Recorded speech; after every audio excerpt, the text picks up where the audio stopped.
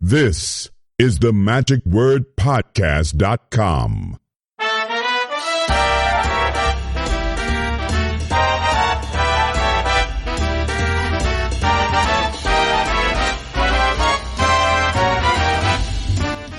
Hello, this is Scott Wells for the magicwordpodcast.com.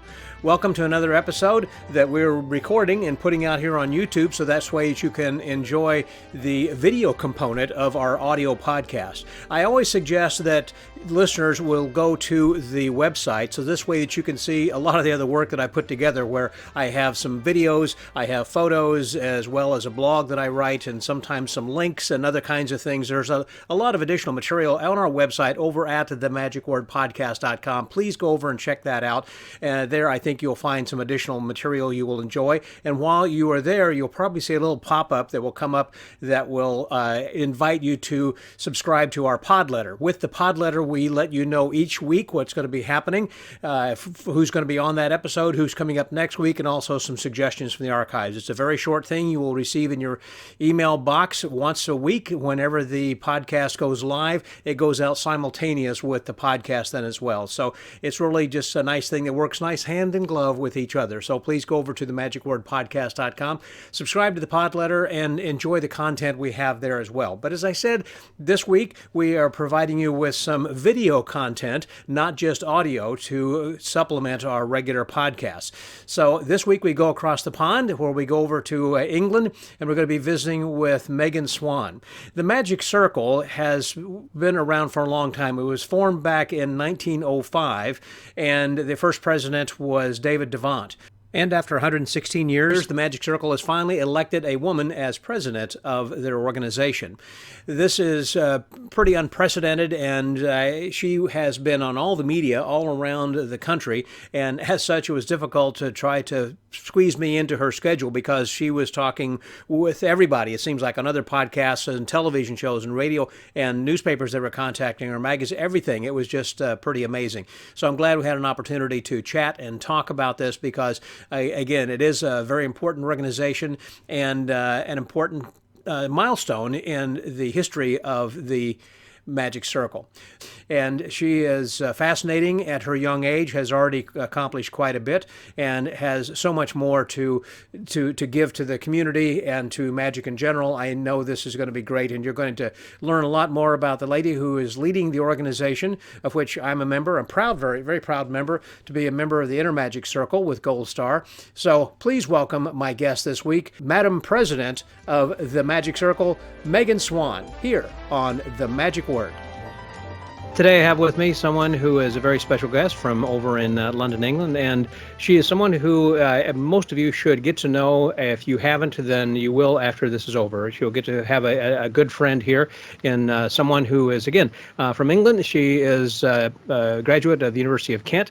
Perhaps you best know her because of her abilities as a magician, in which she's always working with trying to improve the environment and uses magic as the medium, if you will, to try to deliver her message, and that is, of course, of conservation and climate change and everything else like that. And we'll talk a little bit about that. And oh, by the way, also, she happens to be the first president of the Magic Circle. That has happened in their history, 100-year history. So please welcome my guest today, Miss Megan Swann. Hey, Megan, how are you? I'm good, thank you. Thank you for having me. So glad that you could join us here today. So at the University of Kent, when you were going to school, was it in environmental science, or exactly what was or what exactly was your major there? I studied wildlife conservation, which is similar to environmental science. Quite a social science view on the world and how you need to work with people and communities, and it's all about how behaviour is important for saving the planet. In a nutshell, anyway. There was a lot. And that's been something that has been a passion of yours. I mean, you've been doing magic, as I understand, since you were like 5 years old, which has been like for the last 20 plus years. I mean, so you've really kind of done that so you wasted the first 5 years of your life, I guess, if they would say. Yes. So I've done magic ever since I was 5 years old. I've always had a love for nature as well. My parents are very nature focused, always taking me out to parks and farms and places like that. So it's probably a lifelong passion. I don't know when it became conservation exactly, but I've always loved both magic and the environment. And When so I guess did your parents take you out like camping and everything? Is that kind of when you kind of got with that, or you just We never went camping. That wasn't quite our cup of tea. But we would go to various sort of outdoor places. We've got local woods. I was always going to the woods and local parks. And Mhm. we have a family holiday to a farm every year. So I would learn about the environment there. So in the middle of the countryside on the moors in Devon, which is it's a really lovely part of England to go to. Is that up Uh, by Wales, or where is that exactly? it's in the bit below Wales. It's in the West Country. Okay. It's not quite as far for me to get to as Cornwall would be. So Cornwall. Cornwall's right at Okay. the bottom, and Devon's a little bit further in, but West Country. Obviously east of Bristol, but kind of south of that, and Yes, Bath. it's south. It's southwest. Yes, it's slightly further south than Bristol and Bath. Yeah, gotcha. Okay. Have you gotten, I assume, over to Bristol's Day of Magic from time to time? I've been to it once. I don't Mhm. go there all that often, but I have been to Bristol Day of Magic. I performed at Bristol Day of Magic, and it's a really lovely convention. It was a great day. When you were performing, did you do your conservation routine and your, what do you call your routine actually? So that I call that my environmental magic. Environmental management. Mainly perform that in schools, and that's Hmm. something I've been doing a little bit more recently. For Bristol Day of Magic, I actually did something I've been doing for even longer, and that was my ballet act. So I have a 10-minute stage act, which is themed on another love of mine, which is to dance. And I perform. I have a table that's backstage in the ballet, and props that you generally find in the dressing room, and some magical things happen. Maybe you wouldn't normally see in the dressing room, but it's all themed at backstage in the ballet, and I dance as well. So I do the whole thing on point, just in my tutu. It's all to ballet music. It's good fun. I've entered it into competitions. I've won a few awards with it, and it's something I've been working on for years. It's yeah, it's a good piece to perform. It's good fun. Well, that is inspiring, I think, where you're actually going to be using something that is from your life that you enjoy and you can call on because it is you, as opposed to, I don't know, doing doves or something else, or if you're just tearing a newspaper, putting it back together just for the magical effect, to actually tie something into that, or like you do with the Professor's Nightmare, whatever the kind of presentation you would have. It's something that you actually, it means something to you. Yes, yeah, all of my magic is themed on things that I love to do. The ballet act was the first one, and to begin with, I was just doing ballet and magic. But over the years, I've made it. I've themed it more. In fact, I was lucky enough to get a scholarship from the Magic Circle to go to Jeff McBride's Magic and Mystery School in Las Hmm. Vegas, and it was him that first suggested this idea of the dressing table and setting it backstage, and everything from there it just sort of fitted into place over the time. I've made it more and more ballet themed, and that really brought the act on. That made a huge difference. It sounds like Romany also, where she had gone over and worked with Jeff, and also had kind of worked with a themed act and everything like that, of something with her outfit and everything that she has. So, Yes, yeah, I do love a theme. It's just I needed to bring it out more, I think, in the act that I was doing. so obviously, ballet has been something that's been a passion of yours. Dance in general, or particularly ballet, or is it jazz dance, another kind of dance in general, or? I do enjoy dancing. I only ever did ballet properly. Never professionally. It was just a hobby. It was something I did like once a week with my friend. Mhm. But yeah, I enjoy dancing in clubs and places. Not so much at Yeah, the moment, but yeah. yeah, I enjoy having a dance. I'll be up on the dance floor at the weddings and things like that.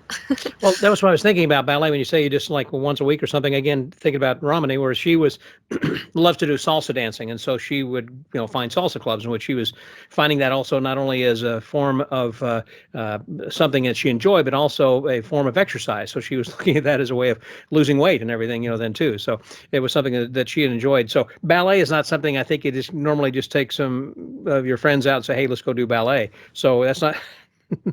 I assume that you have a place where you go.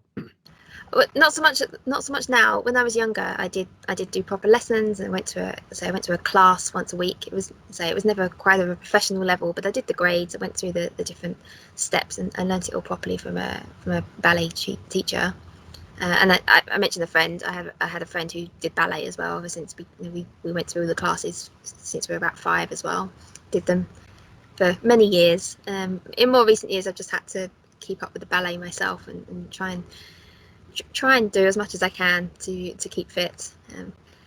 Sometimes I'm not so good at keeping up with it. Well, are there But different levels? just Kind try of and like, go ahead. I was gonna say, I just try and stay fit generally, just so I can actually dance. That's a little bit of dedication. But you haven't been in competition with ballet as you have with magic, obviously, I guess. Oh no, I would never win a ballet competition. Okay. I do enough ballet for the magic act, but I would never be a prima. I couldn't go with that at all. Are there different levels that you would go through in ballet? I'm very curious about this. I mean, much like, let's say, karate or jitsu, where you have different colored belts and you work up to a black belt or something like that. Within ballet, you have to go through different levels. Yeah, there are different levels. So I went through grades. I got up to grade 6, I think. Yes, grade 6. You can go higher than that, and if you're doing it professionally, I think I you know what, I never even really looked into it because it was never going to be a thing. But there are grades, there are ways of training, and those who are really want to do it as a career will go to a ballet school and actually sort of, it becomes part of their studies as well. So right. That's you can get seriously into it. I'm really not an expert in ballet. It was something that you did. It's just, yeah, something that I love to do, and I put it into my act when I was about 14 and never stopped. Right. Well, I would think that would be very important. Actually, my brother had taken ballet, or my mom had put him into a ballet classes, and I almost wish she would have done that for me. The reason was it allowed him to have better coordination. As a result, he was a really good American football player, to the point where he could have been professional, and he was drafted and everything. Long story, but anyhow, he always attributed the fact that he did have good coordination on the field due to ballet classes he had taken. Obviously, ballet does have some relation, I would think, to magic and to theater. So this way that you move properly across the stage. Have you, when you say you incorporate that, do you think of that consciously as you're performing? Yes, so the reason I did add the ballet in the first place was that I would use the stage, and well, actually, so I could work to music, because I didn't want to talk. I was too nervous at that age when I first started. Sure. So I incorporated the ballet, and everything, all of the tricks I use are ones that I've chosen so that I can move around the stage with, or I've adapted the routines to make it so I don't have to go back to my table too often. I obviously do to go and change my props, pick up a trick or put it down, but I try and limit that, and when I'm actually performing the trick, I try to be out front and performing it. Like the linking rings, for example, I do a routine, but once I've got them in my hands, I do the full routine, dancing across the stage, and then only go back once I've finished it.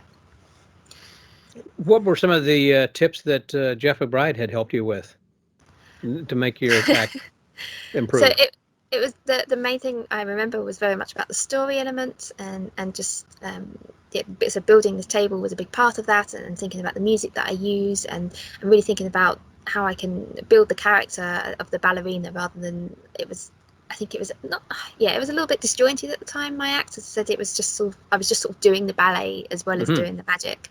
Although I'd thought about tricks that I could dance around with, there was no connection to the props. So since then I've really worked on making everything fit the theme, make everything make sense. So I'm not just picking up some silks for a random thing. I will produce them from something that's ballet related. And I've got flowers which are already in there, and champagne. They made sense. And I've made more use of the mirror, and I've got a floating ball that comes off the mirror now, rather than just out of a box. Right. That's different. That's clever. Yeah, because it's a silver mirror, and you have a silver ball that comes out of the mirror, kind of a thing. No, so it's if you think of a dressing table, has got all different lights around the mirror. Yes. So I've got very big lights around my mirror, okay. And so one of those comes off, and I float that. I see. So it looks like it's a light bulb that's floating. Right, and so again, your act is very much like you're in the dressing room, and they're kind of seeing the magic that's happening as you're preparing for the show or something. Yes. Yeah. And my linking rings, the first one comes off of a mirror, so I have like a handheld mirror as well. I'm looking in, and it falls off. I'm like, oh, where did that come from? Lots of little bits like that to try and make it all make sense. Kind of like Cardini act, in which he was, well, of course, he was an aristocrat, in which he was having cards pop in his hand, and he was drunk at the time or whatever, but at the end of the evening, but he kind of had a themed kind of a thing. So it sounds like different things are happening in the dressing room before you go on, which is what I like about Tina Leonard's act, where she's the mop lady, the janitor, and then the mop comes alive and everything. So those kinds of vignettes, I think, really ring well with the audience. Yes, definitely. I love Tina's act, and I think that's a good example of something that's inspired me. It's really good to learn from magicians who have really thought about the character and the reasoning behind what they do. I think I'm not quite not quite there yet, but the act's getting there. It's taking a lot of work. Well, you're still thinking, and that's the problem, I think, with a lot of magicians is they stop thinking, and myself included. I put myself in that group in which it's kind of, okay, think this project is finished. It's successful. I'm working with that, but there are still things you can do with that should be Oh improved. no, this act will never be finished.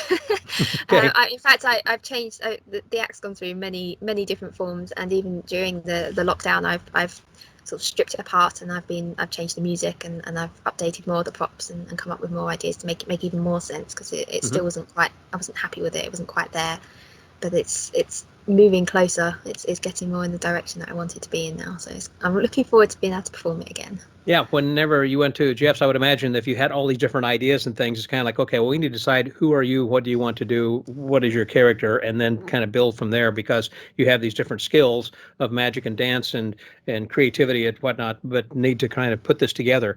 Was that kind of one of the main things he kind of tried to keep you focused on something?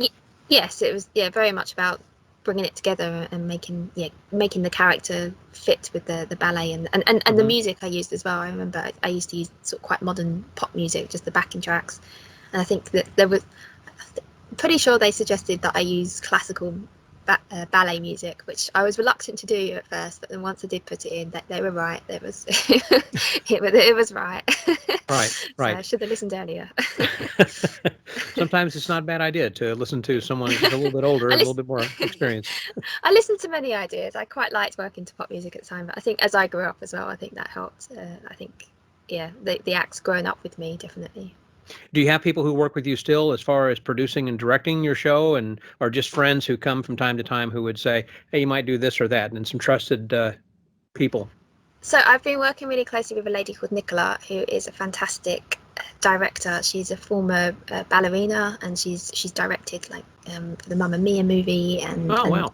And she does Mamma Mia shows. So she's an amazing choreographer. So she's been really helping me, with the new music. She's helped me choose the music and really get the story working. So she's been a really good help in the last few months, especially. And she has been working apparently with other magicians, or are you the first magician she's worked with? She has. I think she worked with Romany. She's married to a magician called Kim as well, who's lovely, and a member of the Magic Circle, which is where the connection comes from. So they're shout out for them, because they're both brilliant. And when you are talking about having some of the effects in your show, then when you're adding things and you have an idea, do you have someone go out and build them? Do you buy them and say, well, that's a good idea, I want to put that in my show? Or do you physically put them together yourself? I mean, I know Romany like sews her dresses and things, for an example. I mean, how far do you go? I do try and make as many as I can myself, and my dear dad used to make a lot of my props for me as well. Unfortunately, he passed away a couple of years ago, but he was a massive help, especially in the early years when I was coming up with more and more ideas. I haven't changed too many of my props recently, but I do, like, if I need something made, I'll go out and find the right person for it. But I try and make it myself first if I can. And have you thought about having a character? I mentioned that because I just recently was listening to a lecture by Lucy Darling or Carissa Hendricks talking about the character building of Lucy Darling. I assume you are yourself, you're Megan Swann as a magician, but have you thought or have you worked with maybe being, I don't know, a climate professor or something? I don't know. No, I do generally perform as myself. I think I like the character to be me, and maybe it's an exaggerated version of myself, but Sure. I think that helps, especially if something does go wrong. It helps so I can react kind of more naturally. Sure. Obviously working to not let anything go wrong. But the character from my Black Swan act, the Ballet Act, was inspired by the character of Black Swan from Swan Lake, which is one of my favourite ballets to watch. But then the more research I did into her, I realised that every performance she was a different character. It really depended on the ballerina herself. So I think that helped me to realise that this character should just be a slightly more confident, flamboyant, maybe slightly flirtatious version of myself. And she's developed over the years, and I think once I started putting more of myself into the character, I think the act improved then as well. And now I think she's going to be it's going to be very much more me now than Black Swan, and she's a bit crazy, this version of me. Okay. In what way? I mean, In what way? You mean she's a little bit crazy? What does she do? It just does weird things with her props in the dressing room. Okay. That sounds dodgy, doesn't it? Just it just has strange ideas. Like why would anyone pour water into a newspaper?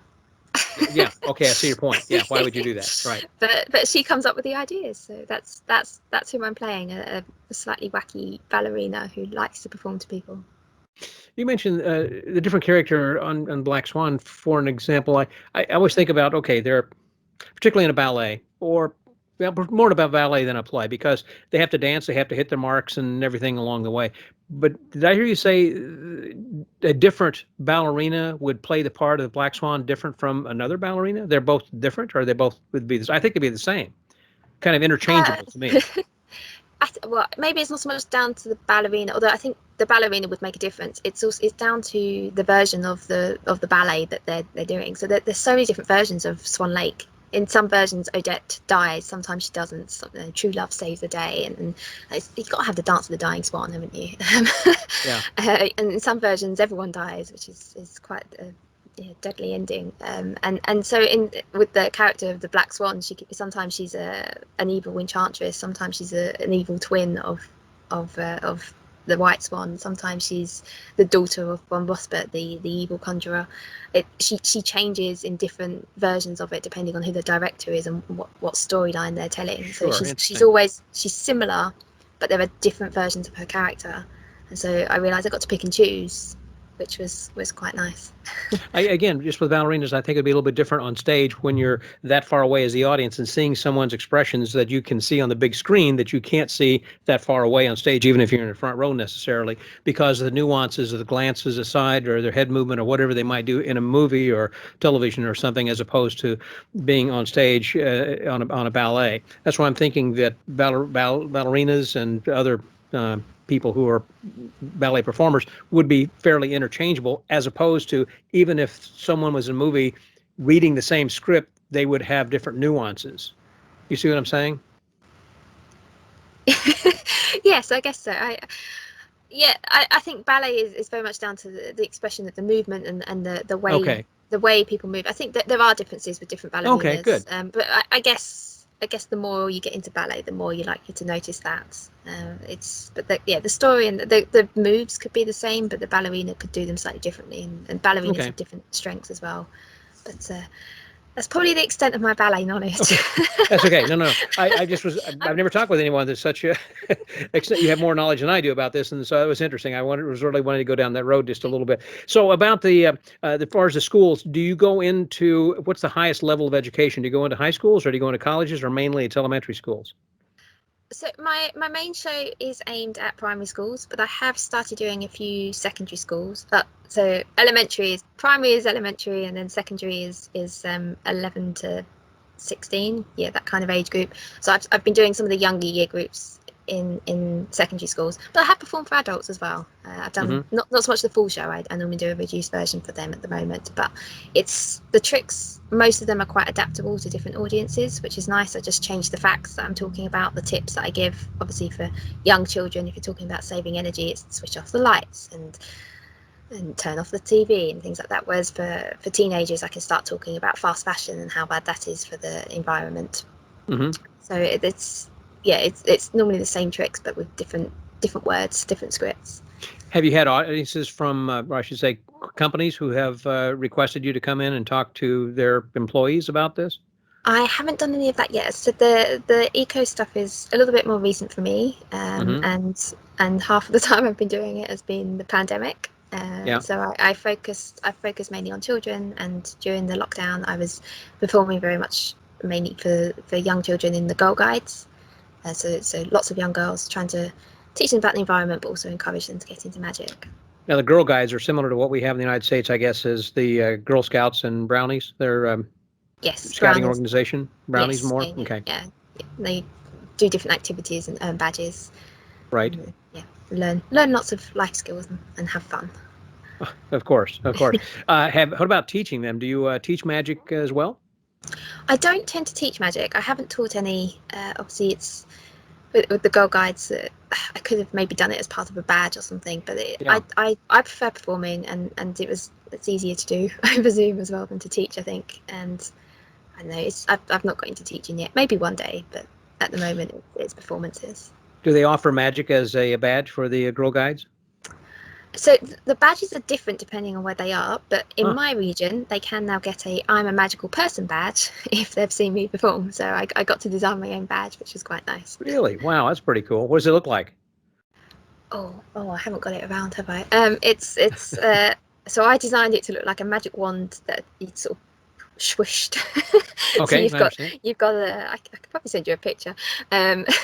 You've got sort of like some lines Motion. where and a star where it's moved, and then it says "I'm a magical person." And then there's certain things I had to put on, like the logo. They call it the trefoil for the Girl Guides, and Girl Guiding Laser, which is London and South East region.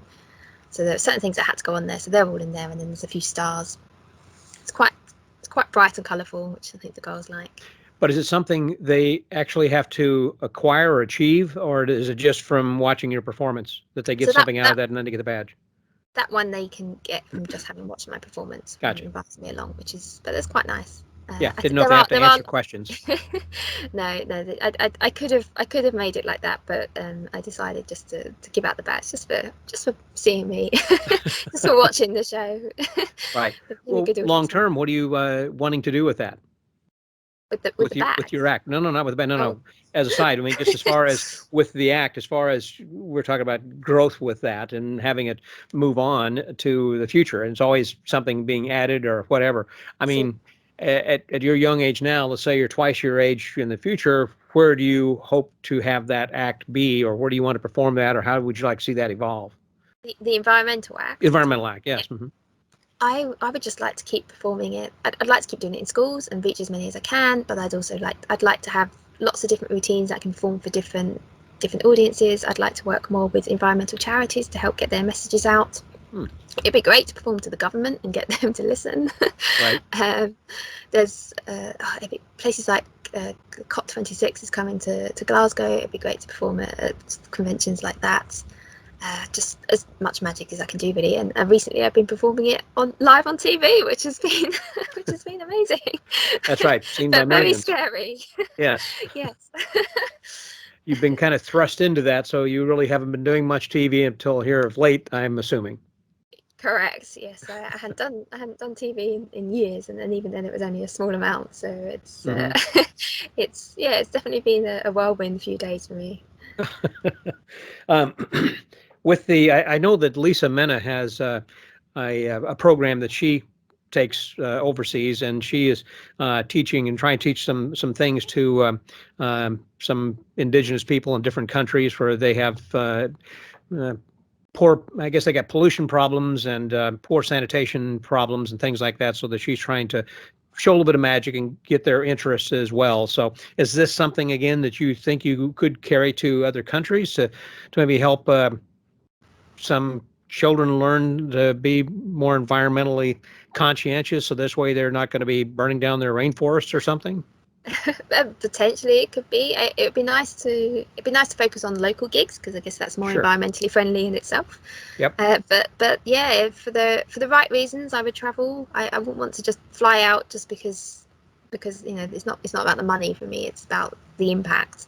But for the right reasons, I would travel with the show if I could. Well, a version of the show. I don't think I could get all the props on a plane at the moment. Might be something that you could do as far as like with TED Talk. In which you could put together something like that, and pitch the TED people and maybe do something kind of like that. Just a thought. Yeah, potentially. There's so much scope with it. I'm really enjoying it right now. So I'm focusing on the school shows, and I need to get back to that now. Now the restrictions are lifting here, I can think about doing that again. But I've been slightly distracted by becoming president of the Magic Circle. You're the president of the Magic Circle. Oh, that's right. Let's get around to that. So, so you have been. That's been quite a journey. So, were you were a board member from before, an officer? Yes, so I was the secretary of the Magic Circle for 5 years, which is an officer role, and then I was vice president for the past 2 years, and then I became president this year. And so you had served. Knowles-Bacon was the president, and then when he stepped down, did you step in the interim whenever he had left? Yes, so there was a short period where I was as vice president. I stepped up to act as president, but I've now got the job in my own right. Right, right. Got fully elected with all the votes. That's Yes. right. So it was just really a short time, I think, when Noel had stepped down. So it was like less than 6 months, wasn't it, or so ish? Yeah, it was a few months ago. Just back in April, I think. Right, right. And what is the other lady's name who's the vice president now? Catherine Rhodes. And she was doing what before? She was the secretary before, so she's followed the same route as me: Same route secretary, as you. vice president. Okay. Who knows what's next?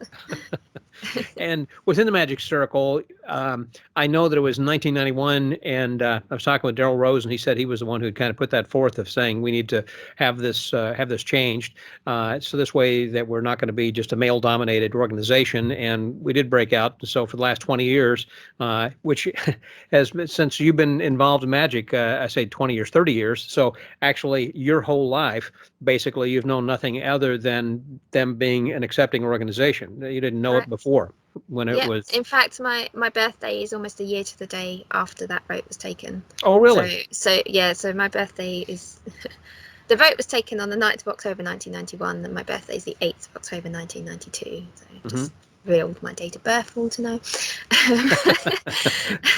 But yeah, so it's a significant date, and yeah, all my life I've been able to join the Magic Circle, which I think is a good thing. And lots of people will ask me, why didn't they let women join before, or something like that. And it's like, you know what, I wasn't there, I don't know, but we've fixed it, at least.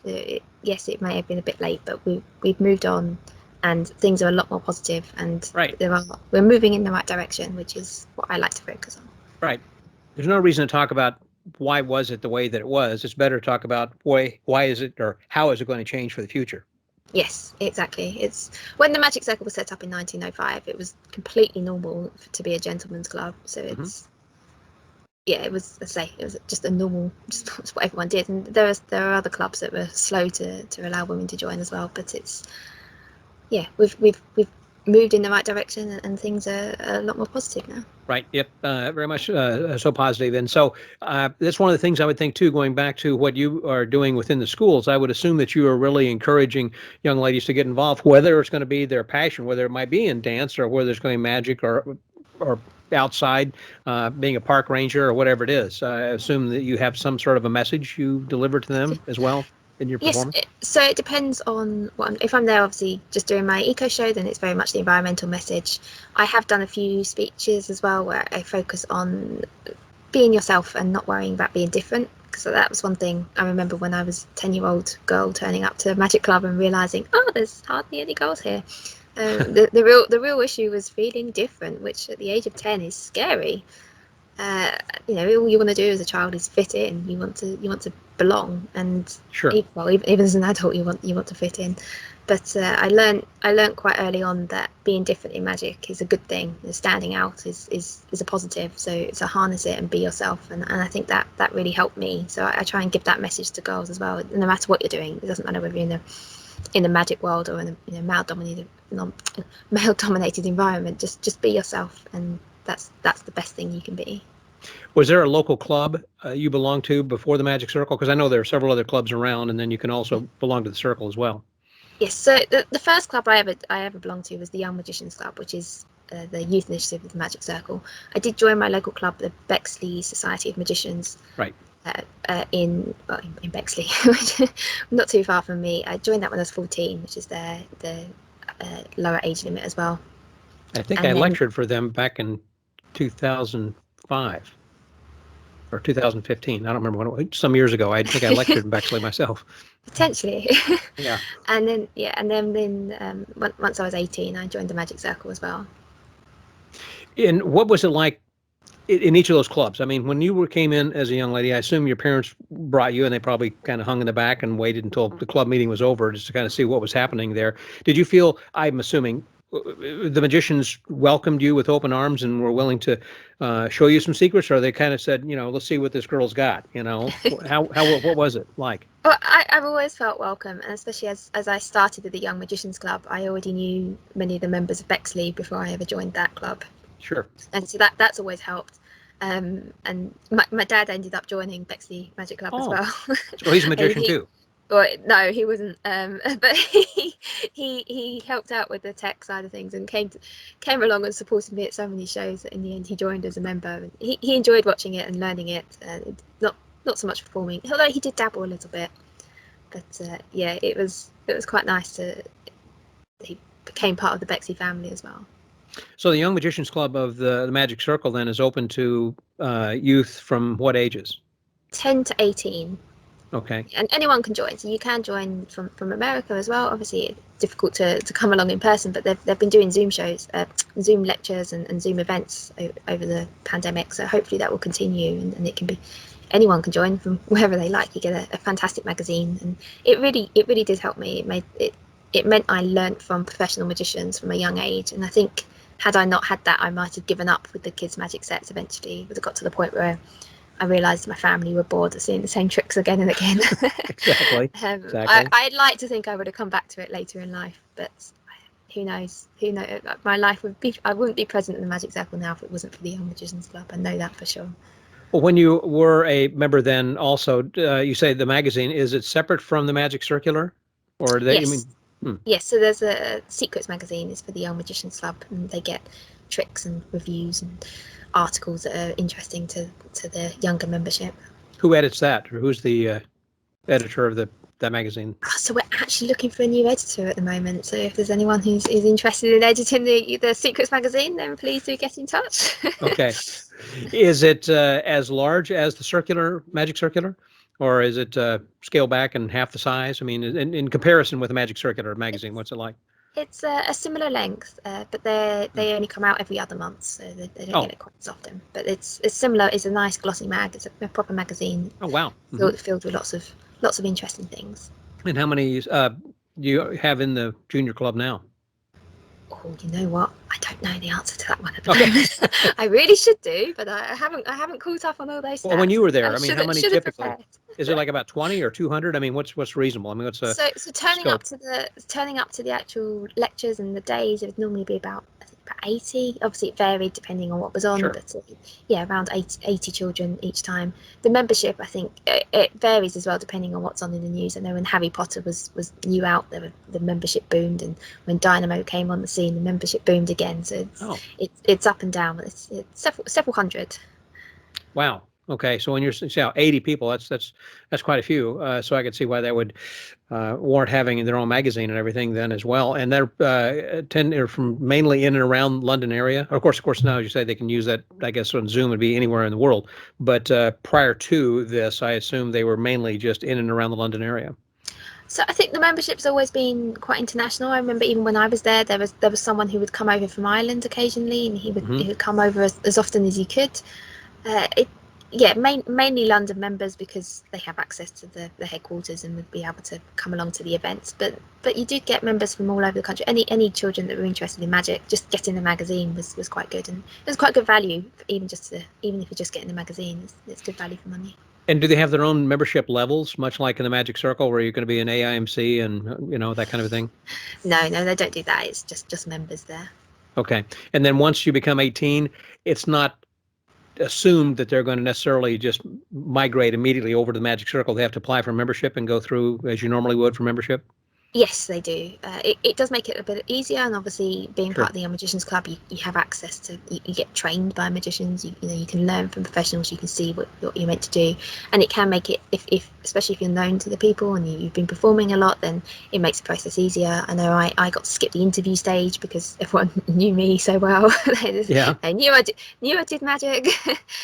So it does make it a lot easier, but you do still need to pass the exam and be of the right standard to get in. And for those who are listening or watching this as well, when they want to actually join the Magic Circle, what's the best way of trying to apply for membership? Through the website. It's all the information's on there. It tells you about how to join. It tells you what they're looking for in the examination process. We also have an apprentice route, so you can join for a year before you take up to a year before you take your exam, and that gives you access to our group of we have an apprentice group where they all help each other out and help with the exam prep. So if you think you're nearly there, you can go through that route. and just take a look on the website, apply, and we'll help you with the rest. And as I understand it as well, when you talk about the exam, it's not necessarily going to be something asking about history. I mean, there's some people who are not performers, but who are collectors, and there's some people who specialize in close-up, but they don't know anything about stage or building props and things like that. So, is the examination something that is skewed towards the specialty of whoever it is that is applying, or is it kind of a general thing? Yeah, absolutely. You get, so if you're a performer, you can do whatever you like. I did my stage act. Most people do close up, and recently obviously it's all been over Zoom, which will be probably the easiest way to join if you're from the States. We've accepted videos, and there are different ways. But the exams team will talk through what's allowed with you. If you're not a performer, you'd come through the thesis route. So it might be a written essay, or it could be a body of work, depending on what you do. But we have people who make props. We have people who've been radio broadcasters, historians, lots and lots of different people. Like people who have an interest in magic, who are really passionate and dedicated to it. But not performers. But not performers. But they're all important for the art. They all help us to improve. Like us performers need our prop builders. Right. So everyone is welcome, and there's normally a route in. And if I would say if you're looking to come in a different route from performing, then do have a chat with someone, because it needs to be tweaked depending on what you're doing. But there's normally a way in. Right. And as far as the different changes with the club, are Mondays of every month or every week meeting nights currently? Yes, they are. So at the moment, we are doing all of our lectures online still, but we have opened up our headquarters again, so members can come along and meet up for a drink and a chat and practice a magic and session, which is lovely. It's lovely to see people coming back into the building, and we're hoping to bring our events into the building, but we will make sure they're hybrid, so we'll have something for everyone, no matter where you live. Which is another thing. I know this has been open forever to the general public, that is, who want to come in and reserve it. And I guess there are companies who do on a regular basis. Will have, like on a Wednesday night, and they'll have their employees come and see a show, or what is that about? How does that work? Yes, so our building is available for hire. We do have some corporate hires, which helps to pay for the upkeep of the building, because it obviously costs a lot of money for that.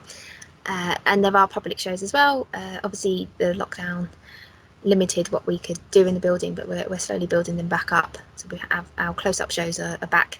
Live Magic is back in the headquarters, and we do lots of different shows, and it's all members of the Magic Circle that perform in them, and they're always good fun. There's lots of different types. There's a history of mystery, and there's what we call At Home with the Magic Circle, where you get a stage show as well. And our Christmas show is always really popular. We've run of about 16 shows that everyone seems to love, which is great. Isn't that a fundraiser? Considered a fundraiser at Christmas shows? So it is to a point. So the Magic Circle's headquarters is actually run by our associated but independent charity, the Magic Circle Foundation. And so the shows raise money for the foundation, that in turn they look after our building. So yes, it's a fundraiser, but it's to keep the building running and to allow them to fulfill their charitable aims. So they provide the building free of charge to do educational days for schools, and they get to come in for free, and they also provide it sometimes for some charities. There's a fantastic charity called Breathe, who teach kids with hemiplegia magic tricks as a form of physiotherapy, and it literally changes their lives. They can zip up their shirts and brush their teeth and basic things that we all take for granted as a result of doing the magic. So sometimes they've done a couple of shows in our headquarters as well. So those are some of the charitable things they can do. Hopefully get to do even more of that now that we're opening back up. Right. Now, another thing is, I understand, of course, it's near Houston Station, where people can get off and then walk on down. There's been some construction, as I understand, in and around the area, so it's difficult to find parking. Is that right? Tell me a little bit about what's been happening there. Wow, parking. I didn't think we'd be discussing parking tonight. Oh. It's very different questions that I've been getting recently. Yes, so the Magic Circle is near Euston Station, and we've got a major project going on in the UK at the moment called HS2, High Speed 2. It's a major new railway line that will be starting at Euston and going up to Birmingham, and I think they're hoping to expand it further as well in the future.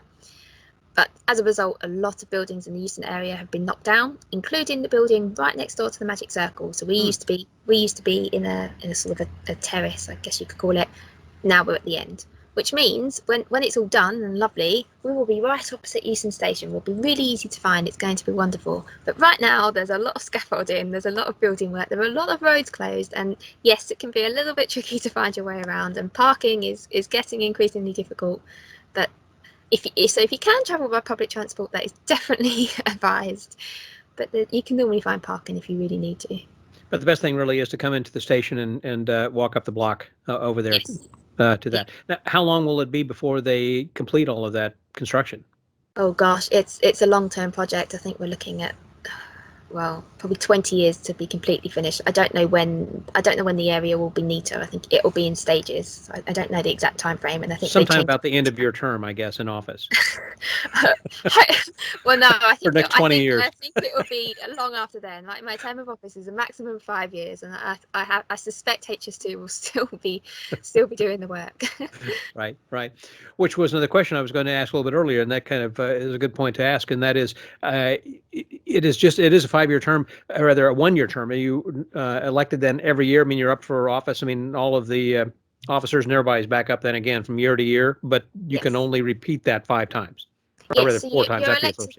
Yes, you're elected annually, but you, as president, you're allowed up to 5 years, which I think is enough anyway. Probably have, I think you need fresh people coming in with fresh ideas. New ideas, sure. Yeah, so it's good to have a bit of a turnover. But I hope that I can achieve lots in my 5 years. If I do 5 years, of course, I can't assume that I will be elected every year, but hopefully I'll do a good job and the members will want to keep me.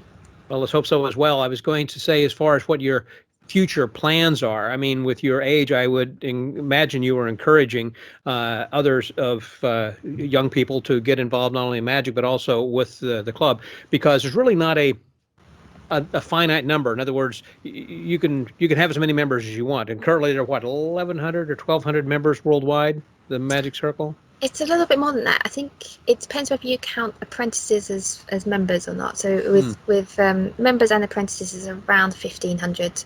I think about 200 of that is apprentices. So that's but there's no ceiling on that. No, there's no ceiling on that. We can definitely expand. Everyone's welcome to apply. And yeah, hopefully the membership will grow in the future as well. That would be lovely to see. I'd love to see more international members as well. I think during the lockdown, we've all learnt to think about members who aren't coming to the headquarters a little bit more. So something I'm particularly keen to work on. So is it kind of a two-pronged thing in which you are hoping to bring not only more international members, but also younger members? Definitely younger members, and the Magic Circle, the membership it's definitely got younger over the years. I've noticed a lot more young members coming through. I think we did quite a lot of work to encourage younger members to join as well. I'd love to see more children joining the Young Magicians Club, and as president of the Magic Circle, I also become president of the YMC. So that's a real opportunity for me to encourage more young children to come through there, and I'd love to see more women into magic as well.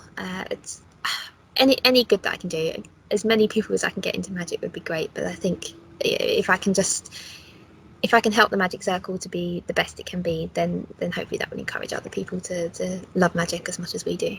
I'm sure all of the different interviews you've had, one of the main questions has been, what is the percentage of women in the Magic Circle? Isn't it like around 20% or so women? No? No, I think it's about 5%. Oh my goodness! It's really, it's low, but I think that's quite indicative of the magic community as a whole. I think it is very male dominated, and I think a lot. It is changing. It's definitely improving, and I know through the Young Magicians Club, I know more girls are coming through. So that there's regularly more girls there than ever were when I was a member. That's already changed. It's getting there, and I think having more women performing on TV and as role models, and I've been doing some PR around the fact that I've become president, and most of that really is just to state, female magicians exist, and anyone is welcome to do magic, and don't let it be male dominated, put anyone off, because it's right. Women can be, female magicians can be president of the Magic Circle. So that's the message, isn't it? It's trying to encourage women and young girls especially to take it up. It really is. And I'm glad to hear there are more young girls who are joining the Young Magicians Club, because it would seem to me in numbers that they would feel more comfortable, I guess, because as a young woman would be coming into a young magician or any situation where they're just a bunch of leering old guys, looking at you, it's like, even though they're nice and saying, hey, let me show you something, it's kind of like, I'm getting too much attention here. I'd rather kind of blend in. I assume that would be what you think. Yes, it is scary, especially when you're only young. I was 10 years old when I first turned up to the YMCA. I was quite short and I was shy, and I turned up, and to me, all the boys were about 6 foot higher than I was, and that was scary. And if the other girls hadn't turned up that day, especially there was one girl, I remember, Belinda, if she hadn't turned up, I don't know that I would have gone back. And not just me, my mum and dad are thinking, what are we doing? We're leaving her in this room of boys. It's a situation that she's not used to being in. Sure. So it's a weird thing to ask a girl to do, and it's only because I love magic so much that I stuck with it. I saw so many girls come along once or twice and never come back again. I can't describe how scary it is, how weird it feels, and yeah, you just stand out like a sore thumb, and that's that's not good when you're shy and nervous, and that does put people off. I know as performers, many of us, we will have some level of confidence in order to go on stage and perform, but you should be able to feel like you fit into your community, and if there's no one like you, sometimes you don't feel that you fit there. That's true. So it's not just with women. There are other people from other cultures who would be coming in who may not feel comfortable because they are not the right ethnic group or colored skin or whatever, and so they kind of feel like no one looks like me, and so they kind of slide out and they disappear. So I can imagine that's true, and it could even be, no one does the same sort of magic as I do. It could be that it's just about, you need to find people that are like you, and role models, and people just feel like you fit in order to feel comfortable. That is so much harder when you have such an obvious difference. I recall a fellow here in Texas when he was young, just didn't seem to fit in, but he kept at it all the time, and he didn't let people change his weirdness, if you will. And he became quite successful. And his name is Bizarro. And I don't know if you know Bizarro over there, but he's popular here in the U.S. and lives out in Las Vegas. And he goes by the name Bizarro, and he has bizarre things. I remember seeing him do things when he was in high school, and he has developed, but he could have been discouraged just because he was so different from everybody else, of saying, that's weird, that's bizarre. But he just embraced it and said, yeah, it is bizarre. I'm going to be Bizarro, And so, but not everybody's going to be that way. So I have heard from some women who, as little girls, saying when they were coming into meetings, they felt funny because it seemed like all the male magicians, and mostly, again, it's male dominated, would be coming over there. They're encouraging and saying, can I help you? Let me show you, what's your name? What kind of magic do you do? But it was kind of like they're almost getting too much attention, and they felt like, not that it was creepy, it was just that I feel uncomfortable because I'm now getting attention, particularly, like you said, you were a shy young girl. And so if you have a lot of people all of a sudden giving you this attention, you're thinking, I don't know that I really want that kind of attention. So I have been told by some of my lady friends who started out as young girl magicians, were saying, as a male magician, don't be so quick to run over and try and help somebody if you see a young girl who's new at the club. Would you say that'd be good advice? I mean, not to help as much, or yes or no? I'd say kind of a quandary there. Treat everyone the same. Don't run over to them just because they're a girl. Do what you would do with a new boy that's joining. Treat everyone equally. And don't. The thing that always bugged me, I might as well go, is at a magic lecture, I'm not a fan of card tricks. Every lecturer that would come along to say, oh, young girl, come up and help me with this card trick. And I find it really hard to react and pretend that I'm enjoying card tricks. I do. Sometimes they are brilliant. I know card tricks can be great. They're really not my thing. But I think it slightly put me off, being pulled up for so many. And sometimes the jokes could be a little bit uncomfortable, especially when I'm in a room full of men and my dad's in the room. It's a little bit awkward. And there have been things like that women in general will get comments and things are mentioned that you'd rather people didn't say. I think that's on everyone to watch, no matter whether you're a magician or not. It can be awkward, but on the whole, I think I've been lucky and everyone's been really welcoming. But there have been a few a few awkward moments as well. But in those awkward moments, did you feel as if, unless this changes, I'm going to quit? No, I've never felt like that. I've never wanted to quit. I've always loved magic enough, but I can fully see why other people would. And I always had people that I knew would support me, and I've always felt welcomed, and I've been lucky that I found my place. But if I'd come in and what if the first thing I'd heard was one of those weird comments? Yeah, I doubt I would have been back. And I think that's the thing. What are we losing by? It's not just girls, but what are we losing by putting anyone off? And that's anyone. This is why equality and diversity and caring about these things is so important. And some people say, "I just want to focus on the magic," but no, this is how you improve the art, is by welcoming more people in. Because the more the different people you have with different minds, the different abilities, different skill sets, that's how we improve magic, is by encouraging everyone and making sure it really is as accessible as it can be. Wow, well said. Was that your campaign? That sounded like a campaign speech. No, not really. So well said. just life. What you have lived, and you've lived such a short life so far, and done and accomplished so much. And I am so happy and proud of you. I'm glad we've had a chance really to chat about this. This has been phenomenal. For everybody to get to know you a little bit better than from ballet on.